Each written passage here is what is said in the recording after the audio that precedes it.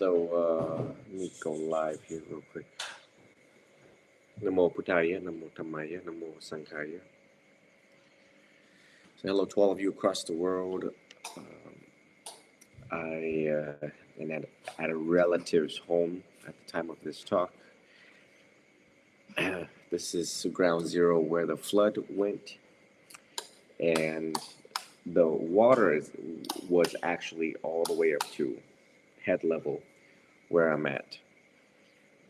Tonight, I'm actually making a video based upon a request that I received on Instagram for a student's friend who is dealing with stage 4 cancer. Let us not, some specific details I leave for patient privacy and HIPAA law. At the time of this talk, my mother passed away 7 months ago. So I've been taking a sabbatical leave and being here with the people that is most affected by the flood that has hit Southeast Asia across over the past month. And I've been a monk for 10 years, so year after year, each year I become a better teacher, and each year I become more honest in my explanation, more direct, I should say. Yeah, especially in my answers for people. And so cancer is one of those things where in the meditation on death, Mara Nusati, found in the Visuddhimagga, the path to purification, how will I die, where will I die, and when will I die? So all of us have to be honest with ourselves. And in the West, people are very sensitive. They want to steer away from the subject of death and the three elements mentioned there in death meditation.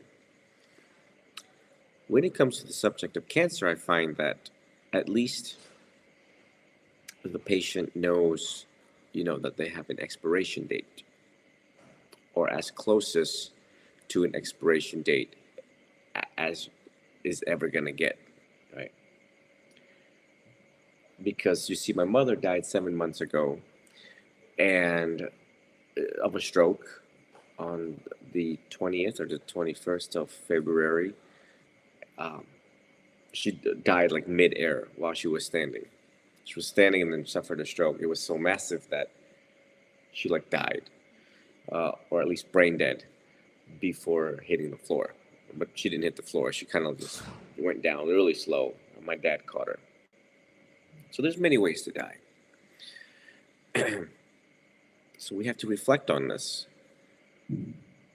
And I find it comforting. I find it that, I would rather choose, because not all of us have our affairs in orders, right? All the time. Some of us are just not very organized in our life. So, it's one of those things where you have to really think about which one would you ask for, a sudden death or something that gives you a little bit of time to prepare to say goodbye. For the family of the student that is most affected, or friends and family that's most affected, or if you know someone that is dealing with last stage, end of stage cancer or terminal illness, it's important to spend that quality time with them.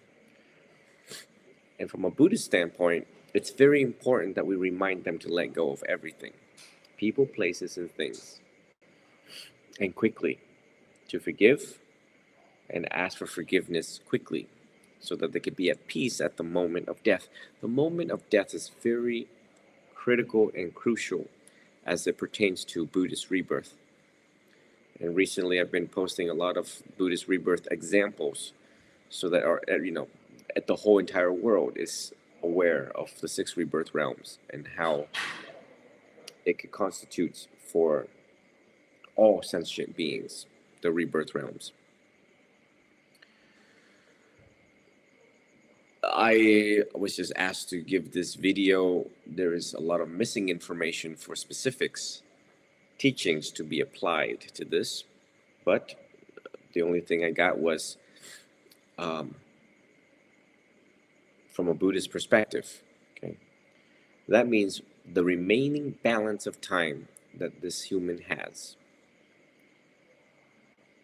This human should review the Four Noble Truth and the Noble Eightfold Path at a very high rate speed.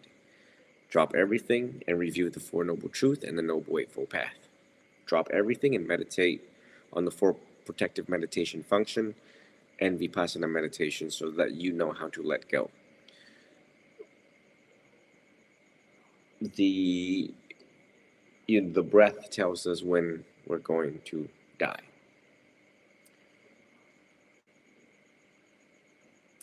And at the last few moments of death, one needs to let go. So, ideally, a human want to practice these things so that they're so good at it that before they die, I mean, when you're really good at meditation, you know when you're going to die because the failing of the vital organs, you're just so in tune. The meditation on the body, Gaya Nupassana, Gaya Nusati, sorry, will be so on point that you know that you got moments to make a decision and quickly. So it's the best advice I can give to any and all humans that is dealing with terminal illness yourself or know someone that is dealing with terminal illness from a Buddhist perspective, that you don't want to come back as a human. You want to be a full saint, an arahant. And in order to become an arahant, it's very easy. You just have to let go. Let go of greed, anger, and ignorance of the Four Noble Truth. The systematic approach, all of us teach from the Theravadan order, the threefold training. And if you live near close by a Theravadan monastery, you should invite a monk down quickly to talk to the person that is affected or have terminal diagnosis so that they can receive proper guidance and diligently practice now while you still have time. If a person passes away or have already passed away, then there is the sharing of the merits that the living can practice to do good deeds, dedicate body, speech, and mind for the benefit of other people, so that the departed, or soon to be departed, or the departed, can rejoice in that merit, is one step closer to a favorable rebirth based upon the rebirth cycle and the remaining balance of the rebirth cycle that sentient being has, which no one really knows.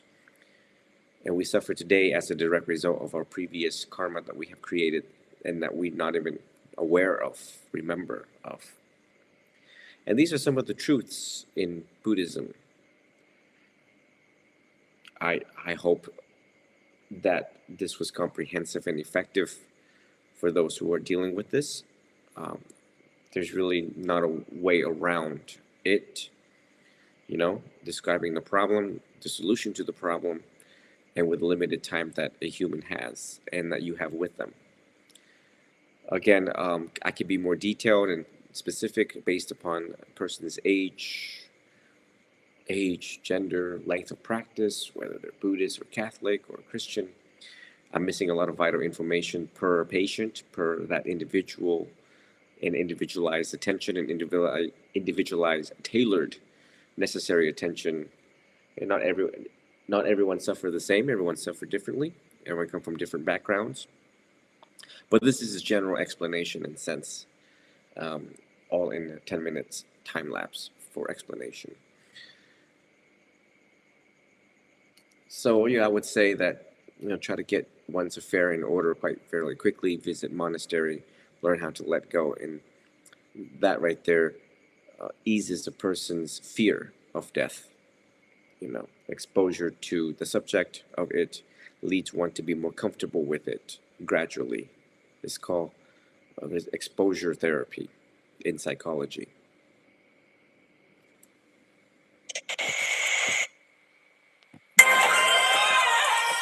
Sorry, I had to do a 10-minute thing on TikTok so I can publish that. I'm just reviewing in my head if I'm going to miss anything here.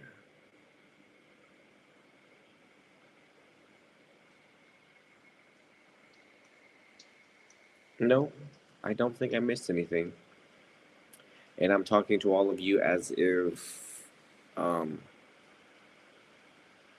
as if I would get on the phone with anyone that is having a terminal diagnosis. You know, I think in the West that when we talk about death, a clergy, a member of the clergy, a holy man, father, priest, reverend, pastor, monk, venerable, typically they are very sensitive, and this is the most sensitive way that I know how to explain this to a person that is dying. Now, you know, the explanation and understanding of karma leads the living towards a person living a life, live a life so that you don't fear death. Live a life keeping the precepts, for example, giving the gift of safety, right? Sila. Giving more, taking less, helping more people, less self-concerned about us, ourselves, less self-involved, right? But it doesn't matter what religion you belong to, whether you are Christian or Buddhist. If you live your life right, helping more people, thinking about others, and often, it's just like the Buddha said, those who've lived wisely don't even fear death. And I try to do that and exemplify that daily, living moment to moment, appreciating every moment I have with other people, and being mindful of what I say, what I do, so I don't generate negative karma.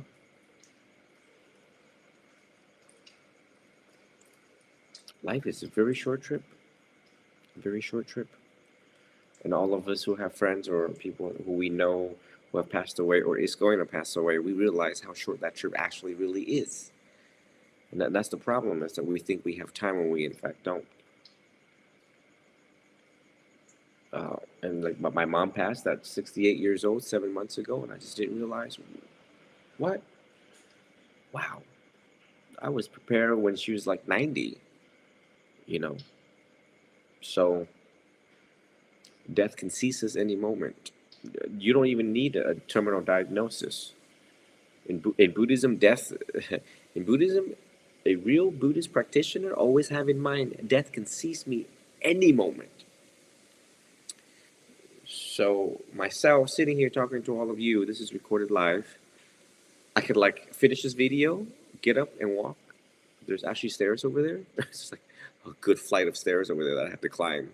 Okay, like trip on my robes, right, and like hit my head and die.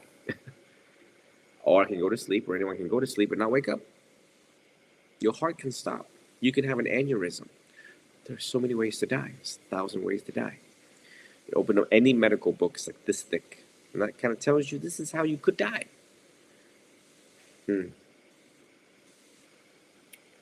So I just wanted to give that brief explanation on that.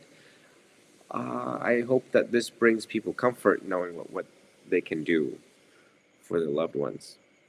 A brief instruction. In Southeast Asia, Thailand, Cambodia, Laos, Vietnam, people make a lot of merits, a lot of good deeds in order to prepare for that, for the departed. Just gather up all of the karmic currency one could have in hope that our departed would ease, a smooth sail is what we would call it in the West. So my blessings to all of you, and let this talk wake everyone up. What we see in the world is that people live as if they're like not going to die. They live as if they don't believe in karma. They live as if there is no rebirth, right? Especially some of the world leaders is misbehaving and not exemplifying leadership that the Buddha suggests one should do, which is putting the benefit of, especially some of the world leaders is misbehaving and not exemplifying leadership that the Buddha suggests one should do, which is putting the benefit of the people first. So let us reflect on that. More information on buddhanet.net, buddhanet.net, access to insight.org, and the many Theravadan Buddhist resources that is on Google. Should anyone have any questions regarding this teaching or need additional spiritual counseling, you all can feel free to reach out to me at any time. I teach for free as consistent with the Theravadan order, and it's my joy to bring the pertinent teachings to all being. May all be well, be happy, be free, and always be healthy. May all live long. May all live long to practice the Dhamma, to liberate oneself and other people. May all of you realize the light of your own true nature. May all of you be healed and be a significant source of healing for other people. Sadhu, sadhu, sadhu.